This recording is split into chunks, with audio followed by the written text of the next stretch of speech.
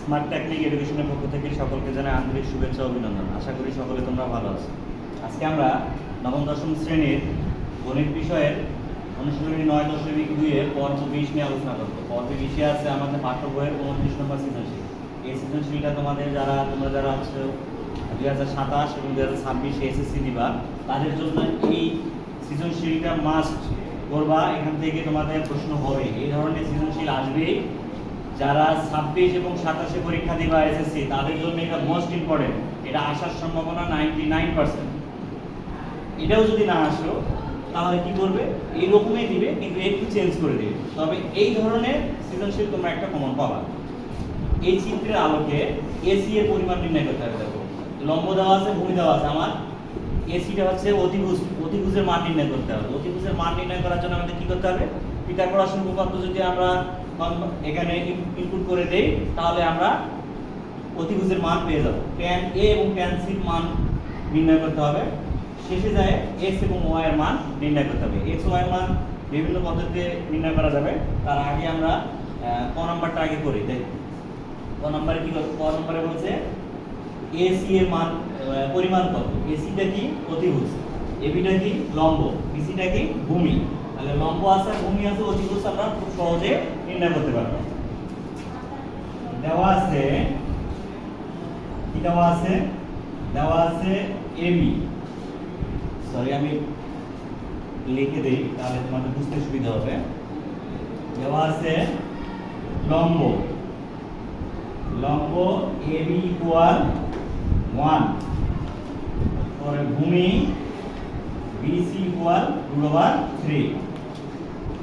অতএব পিথাগোরাসের উপপাদ্য অনুসারে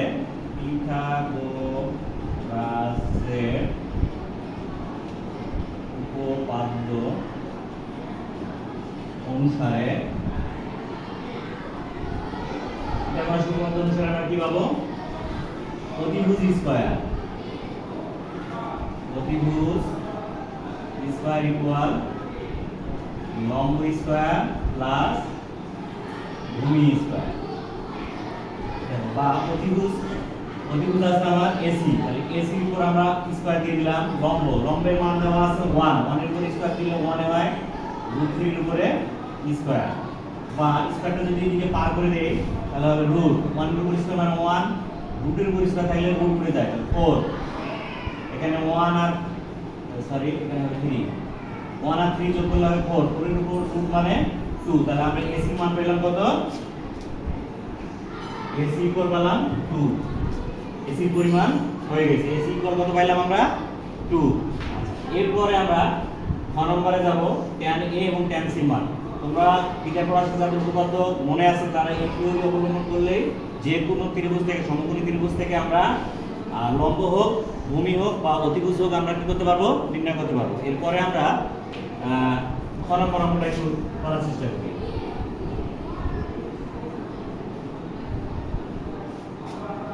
খ নম্বর অঙ্কটা একটু করার চেষ্টা করি। দেখো দেওয়া আছে, চিত্রটা আট করে নিবা। তোমরা চিত্রটা এখানে আট করে নিবা তাহলে তোমাদের সুবিধা হবে। চিত্রটা আট করে নিবা, এই রকম করে চিত্রটা তোমরা অতিভুজটা আট করে নিবা। তাহলে ABC এটা কোণ সমকোণ, এটা হচ্ছে 1, এটা হচ্ছে √3 আর এটা পাইছি আমরা 2। দেওয়া আছে AB ইকুয়াল 1, BC ইকুয়াল √3। ক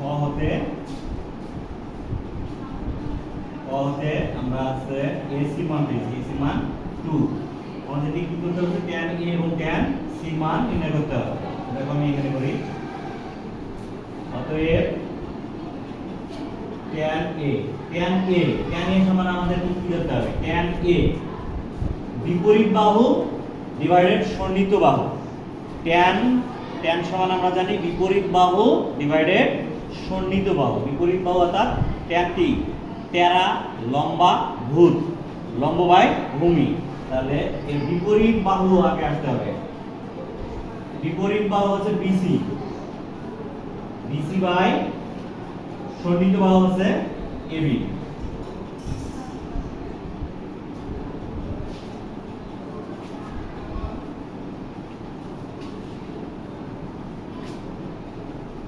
tan এর ক্ষেত্রে এ কোণের ক্ষেত্রে tan r লম্বা বোধ লম্ব বাই ভূমি লম্ব হচ্ছে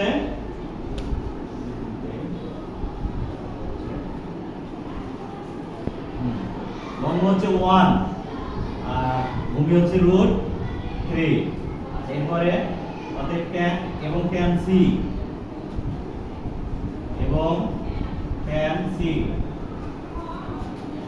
c c কোণের বিপরীত বাহু হচ্ছে 1 c কোণের ক্ষেত্রে বিপরীত বাহু হচ্ছে BC c কোণের BC অর্থাৎ লম্ব হবে এটা আর ভূমি হবে 1 AB আর লম্ব হবে BC টা হচ্ছে √3 আর ভূমি হচ্ছে 1 এর মান হবে √3 আমাকে কি নিতে বলছে প্লাস আর অতএব tan A plus tan C tan A এর মান পাইছি আমরা 1/√3 প্লাস এর মান পাইছি শুধু √3 দেখো √3 হবে লসাগু এটা ভাগ দিলে হয় 1 1 এর সঙ্গে 1 গুণ করলে 1 প্লাস যেহেতু এর নিচে কিছু নাই এজন্য √3 সরাসরি গুণ হবে গুণ করলে হবে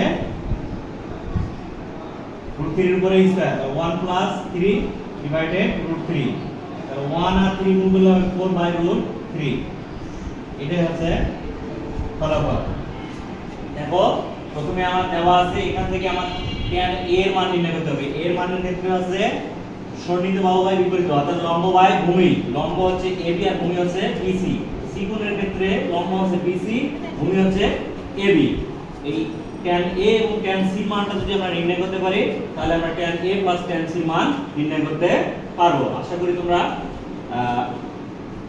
খ নাম্বারটা বুঝে গেছো যদি আমার ভিডিওগুলো তোমাদের ভালো লাগে অবশ্যই আমার চ্যানেলটিকে সাবস্ক্রাইব করবে ধন্যবাদ